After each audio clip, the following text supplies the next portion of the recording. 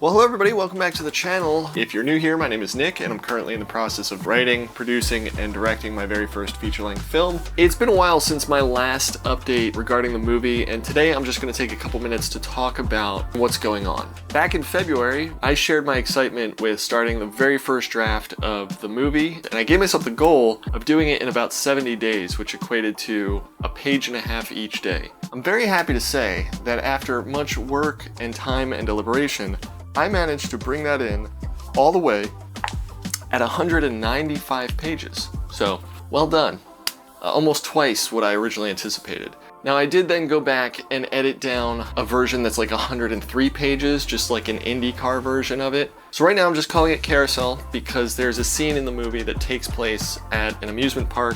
And it's the one scene, unfortunately, in the film that I really love that I can kind of tell I'm gonna have to cut. So I figured, why not just give it that name, Carousel? I'm going to get into more of the writing process in future videos. Here we are in July, and I haven't really updated you much because, well, let's just get into it. I didn't realize at the time that I was starting out to make this movie that I was about to climb Mount Everest. One of the things I learned immediately is that there is a very big difference between the ideas in your head and imagination, and then the realities that you run into as you attempt to translate those ideas into a coherent story structure. That was the first problem I ran into, which led to the second problem. I made one of the biggest mistakes I think a writer could make. That's because I'm a first-time writer. I essentially tried to do two things at once that most good writers will tell you not to do. I didn't just write, I tried to figure out the story as I was writing. And it turns out a much smarter, more efficient way to approach it is this. A first draft is not about writing. A first draft is what you do in order to start writing.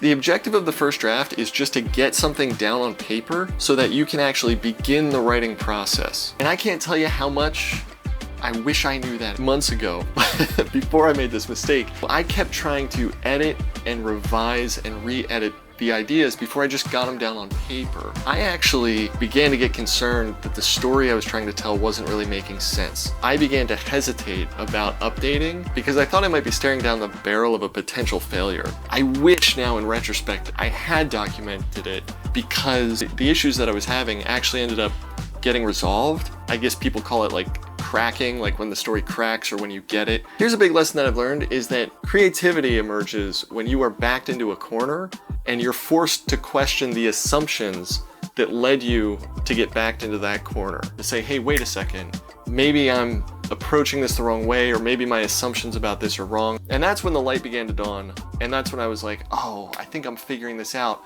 Oh no, I didn't document any of this, which is what I started out to do. I started out to make this a journal.